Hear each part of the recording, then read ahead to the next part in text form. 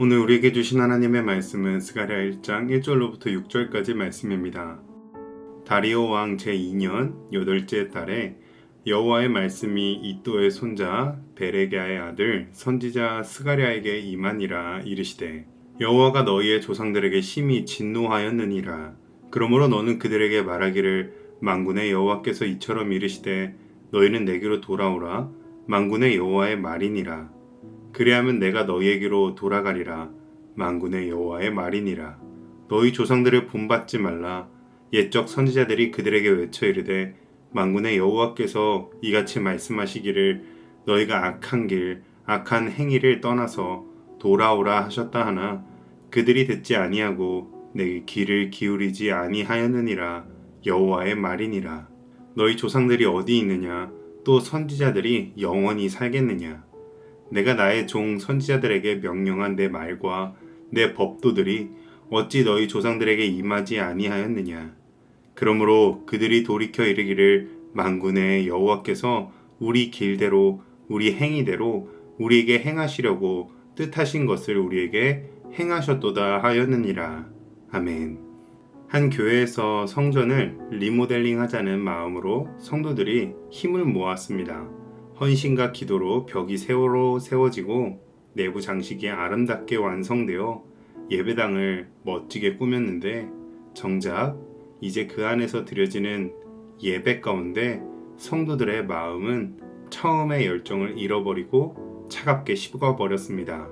하나님께 드리는 기도보다 이 성전이 얼마나 멋지게 지어질까가 그들의 관심에 더 우선순위에 있었던 것입니다. 바로 이것이 스가랴 시대의 유다 백성들의 모습이었습니다.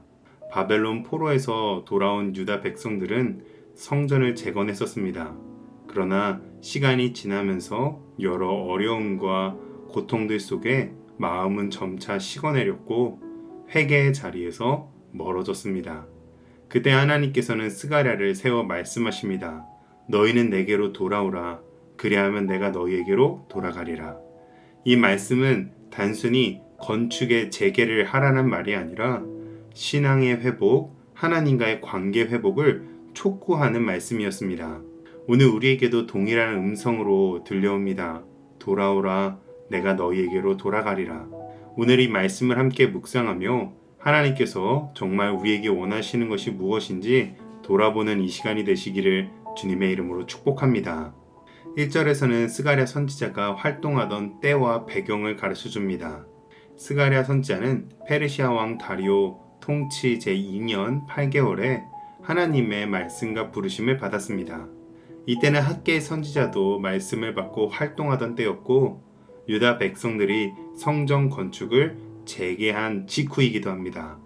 성전 재건은 겉으로는 진행되고 있었지만 백성들의 내면은 여전히 포로의 시대의 습관과 타협 속에 머물러 있었습니다. 그들은 하나님을 위해 헌신한다고 했지만 삶의 우선순위 속에서는 하나님이 뒤로 밀려나 있었습니다.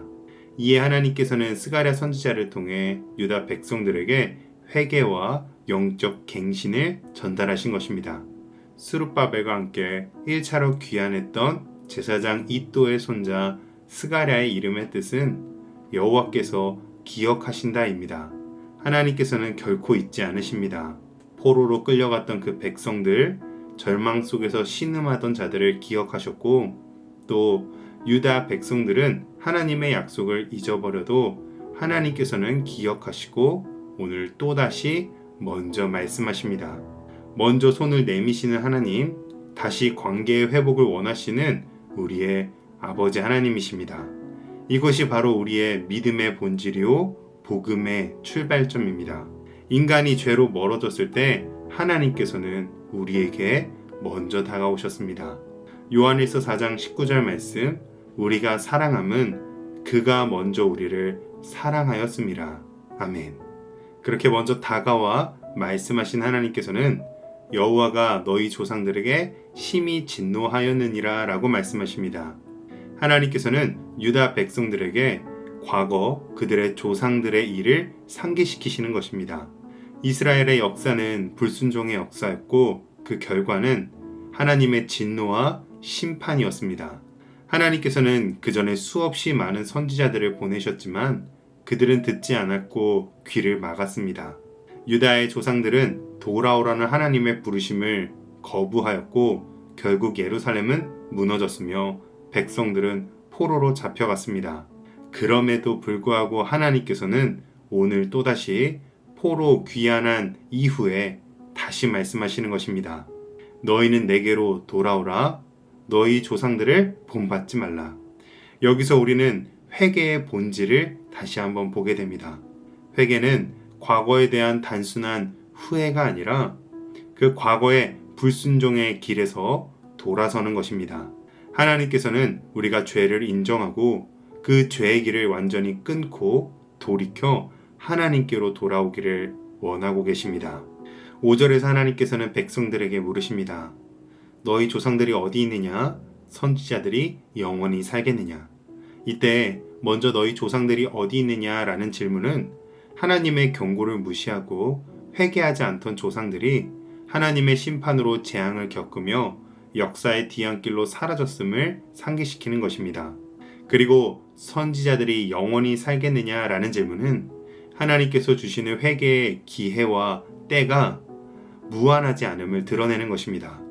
그런데 유다의 조상들은 하나님의 진노와 형벌을 다 받은 뒤에야 뒤늦게 선지자들의 경고가 헛되지 않았고 하나님의 말씀은 그들이 행한 대로 반드시 성취된다는 것을 깨달았습니다.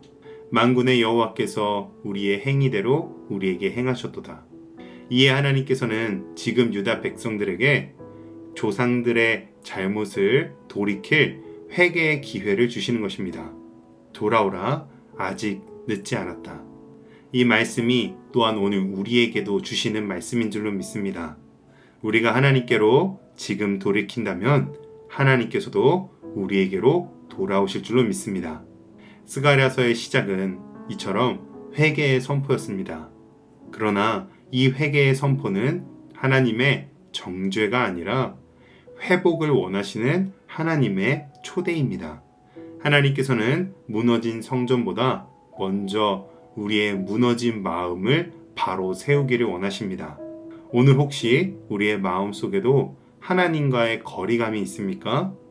지금 그런 우리에게 주시는 하나님의 말씀입니다. 돌아오라, 내가 너희에게로 돌아가리라. 그러므로 오늘 우리 모두는 이 말씀을 듣고 기쁜 마음으로 돌이켜서 하나님과의 관계와 예배와 기도와 감격을 회복하시기를 주님의 이름으로 축복합니다. 기도하겠습니다. 주님, 우리를 잊지 않으시고 돌아오라 부르시는 그 음성에 감사를 드립니다. 돌아설 용기와 회개의 눈물을 우리에게 부어 주시옵소서. 예수 그리스도의 십자가를 의지하며 하나님께로 돌이킬 때 주의 얼굴의 빛을 다시 우리에게 비춰주시고 우리의 가정과 교회 위에 영적 회복과 부흥을 허락하여 주옵소서. 예수님의 이름으로 기도합니다. 아멘.